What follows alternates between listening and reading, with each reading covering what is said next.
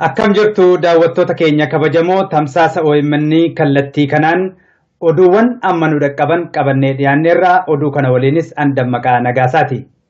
Daawwattoota keenya gara oduu kanatti odoon seenne dura akeekkachiisa yookaan beeksisa tokko qabna.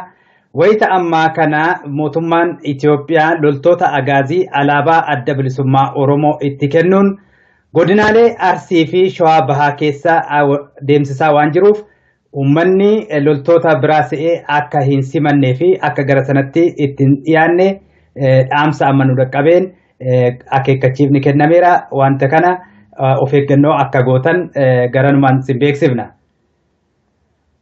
Gara oduutti hoggaa deebinu onkololeessa 2 bara 2016 guyyaa ayyaana irreechaa gocha sanyii duguggaa mootummaan abbaa irree Itoophiyaa murna Tigraayin durfamu ummata Oromoo irratti raawwateen obsaa kan fixatan ummanni Oromoo wixataa dabrerraa kaasee warraaqsa guutummaa biyyattii keessatti bifa jedhamuu danda'amu gaggeessaa jirani. Ragaalee biyyarraa hanga ammaatti nu dhaqqabaa jiraniinis loltoota agaazii 200 ol kan ta'an wayita ajjeefaman uummatarraas namoonni gara 350 gahan akka wareegaman himamaa jira. Har'a ganama naannoo keellaa Adaamaa irratti qeerroon tarkaanfii fudhataniin loltoonni agaazii 5 wayita ajjeefaman qeerroon tokko rasaasa fixatee harka diinaa bu'uunsaa gabaafameera. Hanga danda'ametti qeerroon sochii kana keessa jiran akka of eeggannoon socho'anis qeerroon godina Baha Shawaa dhaamaniiru. Godina Shawaa Bahaa aanaa Liiban Cuqqaalaa magaalaa Adululaa fi kanneen biroo keessatti lola sanyii duguggaa loltoonni agaazii bananiin namoonni wareegaman 23 gahanii yommuu gahan loltoota 5 ajjeefamaniiru. Buufanni investimentii haadha manaa Mallas Zeenaawii Azeeb Masfin buufataalee horsiisa loonii kiliinikaa fi oomisha fuduraa fi kuduraa godina Shawaa Bahaa aanaa Liiban Cuqqaalaatti argamu guutummaatti barbadeeffameera. Qabeenya loonii haadha manaa Mallas Zeenaawii Azeeb Masfin to'annaa uummataa jala oolfameera. Lafti heektaara 200 ol ta'us qabeenyummaansaa uummata Oromootiif deebi'eera. Aanaan Liiban Cuqqaalaa kiiloomeetira 40 kan magaalaa Bishooftuurraa fagaattee argamtu yommuu ta'u, waajjiraalee bulchiinsaa fi buufata poolisii guutummaatti barbadaa'ee aanaan sun wayita ammaa guutummaatti walaba taatee jaarsoliin bulaa jirti. Nageenya isaanii egeree caalaatti itti fufiinsaan eeggachuudhaafis rasaasa akka birmataniif jiraattonni kun cimsanii gaafataniiru. Godina Shawaa Bahaa aanaa Fantaalleettis uummanni tarkaanfii fudhateen loltoonni agaazii 6 wayita ajjeefaman uummatarraas namoonni 4 wareegamaniiru. Wayita ammaa isaanis guutummaatti naannoo isaanii to'atanii jiru. Godina Arsii Bahaa magaalaa Roobee fi naannawaa ishiittis mormii jabaa gaggeeffameen manneetiin daldalaa wayyaanotaa manneetiin jireenyaa qondaaltota bulchiinsaa OPDO fi buufanni daldala baankii Itoophiyaa akkasumas konkolaattonni hedduun guutummaatti barbadeeffamaniiru.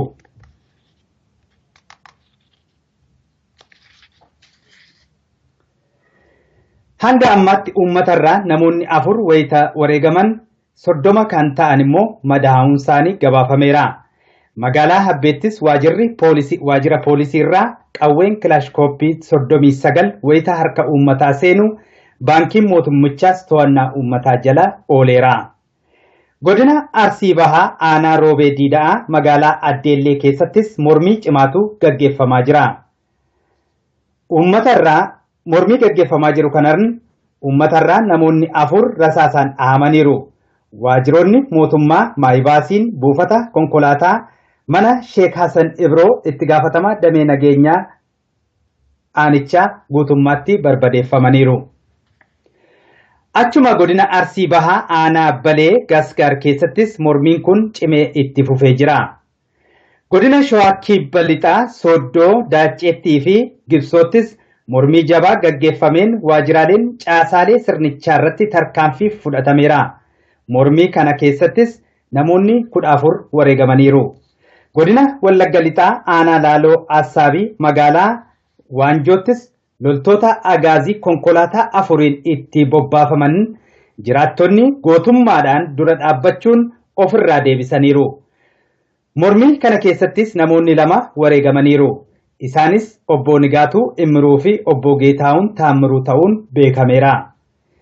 Loltoonni agaazii humnaa ol naannichatti bobba'an uummata saamaa akka jiranis gabaasa nu dhaqqabeerraa beekuun danda'ameera. Magaalaa Dambidolloo fi Gimbiittis suuqiiwwan martii akka cufamanitti jirani. Sochiin uummataas qeerroon akka uggurametti jiraachuunsaa gabaafameera. Godina Arsii Lixaa aanaa Dodolaa magaalaa Heereroo ganda Buraa Calleetti uummanni bakka walga'itti loltoonni agaazii battalatti irra dhaqqabuun dhukaasa har'a ganama irratti bananii wareegamaniiru.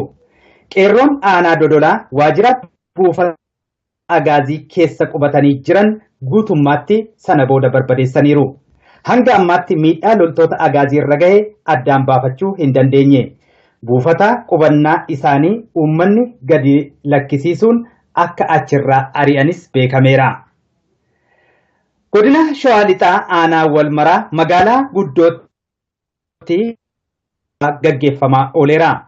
Mormii aanaa Walmaraa magaalaa guddoo qarqara magaalaa Finfinneetti har'a taasifame kanaan qonnaan bultoonni naannichaa fardeeniin bahanii kan itti hirmaatan yommuu ta'u, poolisoonni Oromiyaas uummatatti makamanii dhiichisaa ooluu isaanii qeerroon gabaasaniiru.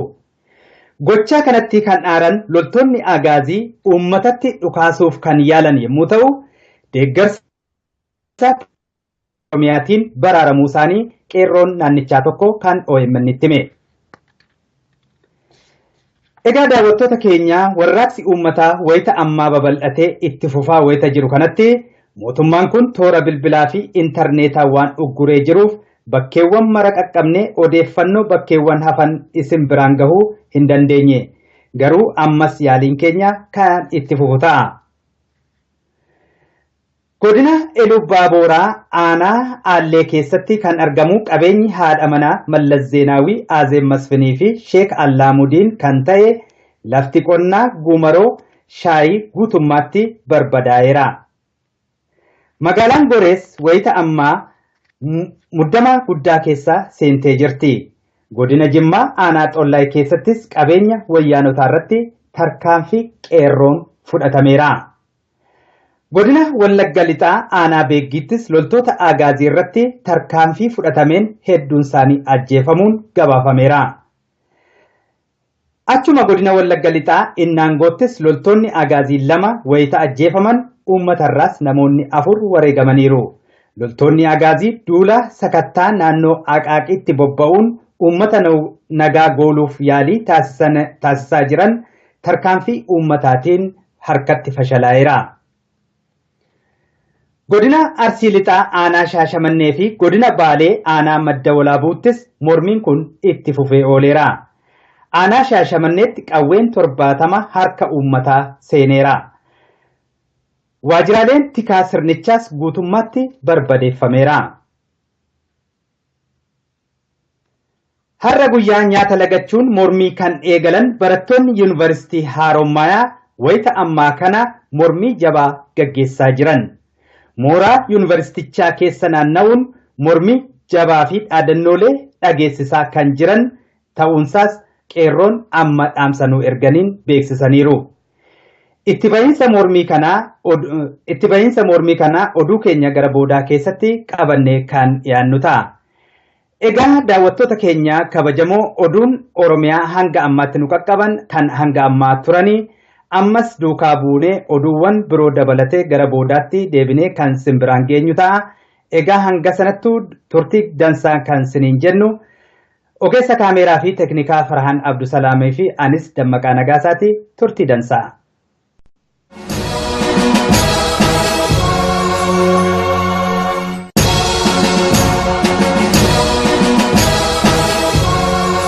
Namoonni lama wareegamaniiru.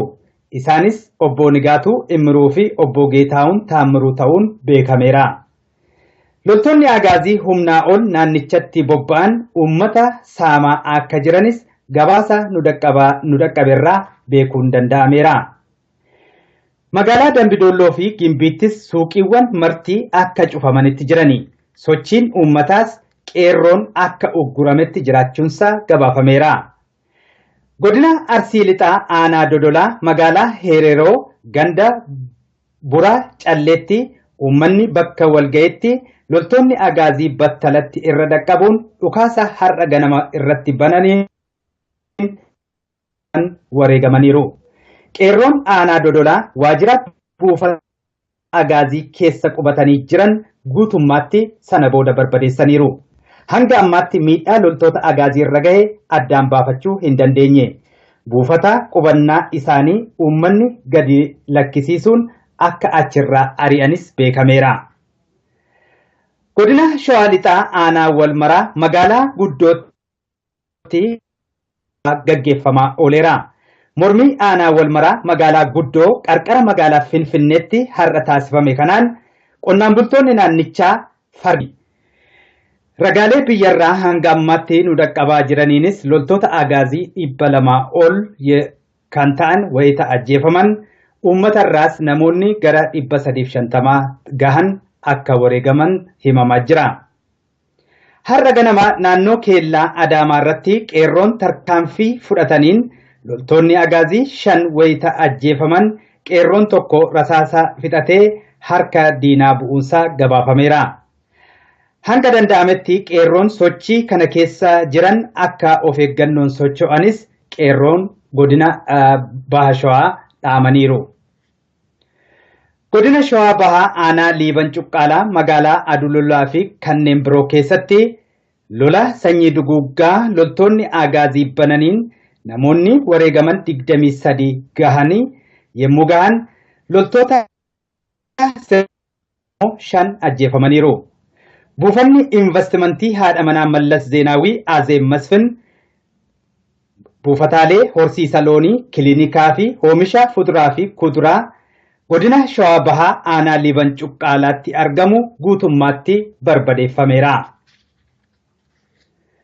Qabeenya loonii haadha manaa Mallas Zeenaawii Azeem Masfin to'annaa uummatarraa namoonni 4 wayita wareegaman 30 kan ta'an immoo madaa'uun isaanii gabaafameera.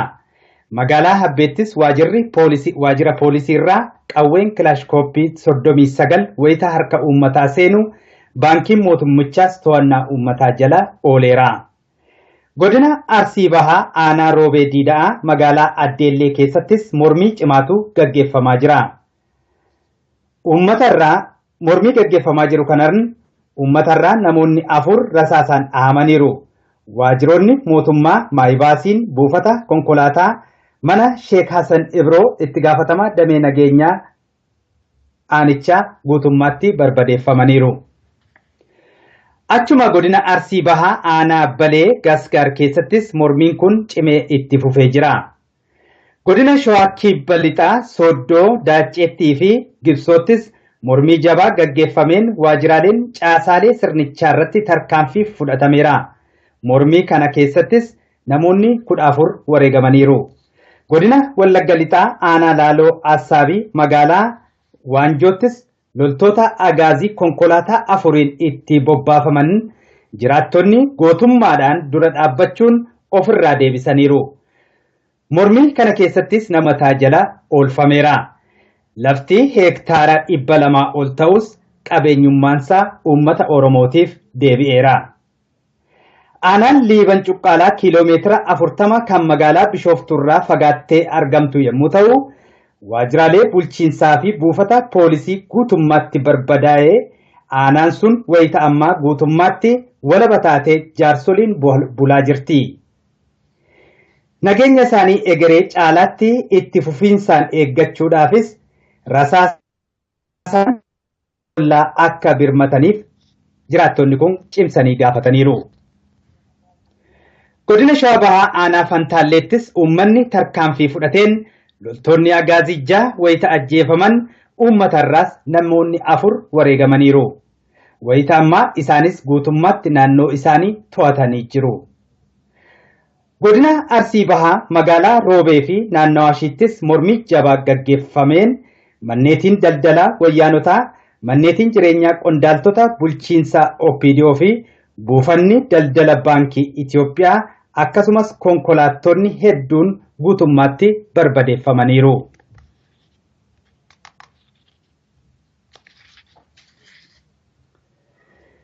Hanga amma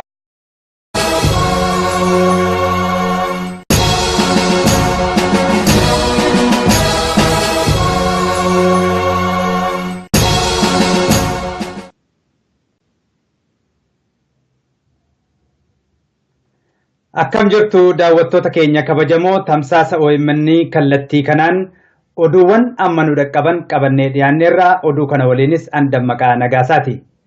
Daawwattoota keenya gara oduu kanatti odoon seenne dura akeekkachiisa yookaan beeksisa tokko qabna. Wayita ammaa kana mootummaan Itoophiyaa loltoota agaazii alaabaa adda bilisummaa Oromoo itti kennuun godinaalee Arsii fi Shawaa Bahaa keessa deemsisaa waan jiruuf ummanni loltoota biraa se'ee akka hin simannee fi akka gara sanatti ittiin dhiyaanne dhaamsa amma nu dhaqqabeen akeekkachiifni kennameera. Wanta kana of eeggannoo akka gootan garanumaan sin beeksifna. Gara oduutti hoggaa deebinu onkololeessa 2 bara 2016 guyyaa ayyaana irreechaa gocha sanyii duguggaa mootummaan abbaa irree Itoophiyaa murna Tigraayin durfamu ummata Oromoo irratti raawwateen obsaa kan fixatan ummanni Oromoo wixataa dabrerraa kaasee warraaqsa guutummaa biyyattii keessatti bifa jedhamuu danda'amu gaggeessaa jirani.